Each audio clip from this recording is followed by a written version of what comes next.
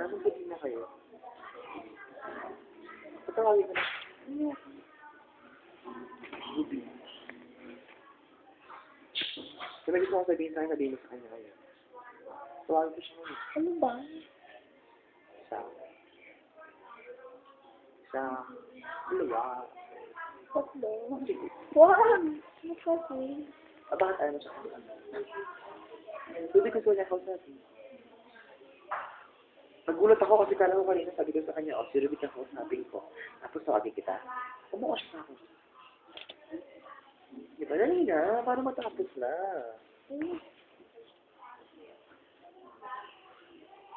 Para matapos na. Ito ko, wala makakalimut ako niya. Kasi tayo, sir. Hoy!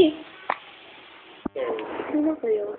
Hindi naman namin sinasabing patawarin mo na ako. Pero, ma-open lang yung ano. Kasi pag pinatagal mo yung pinatagal. Ano mo yun? Ayun, wag ka. Ito ka lang. Hindi, ito. Dali, tatawagin ko na. Alam mo, gulat na ako kanina. Sabi sa kanya, sige. Ako mag-explain ng mga gusto mo sabihin. Tapos after nun, tawagin na kita. Sabi niya, oo. Ano siya ako? Umuo siya din na. Ano yun? Sabihin mo, ano yun? Ay, kailan mo hindi yung mag-aan ako sa iyo? Ba't matatakot ako sa text niyo? Kasi siya yung Sabi na lang yun. Christian, nabalitaan mo naman ako. Kasi GM mo naman kasi nga. GM mo naman. Mapatawag ko na. Alam mo, open mo lang yung doors mo.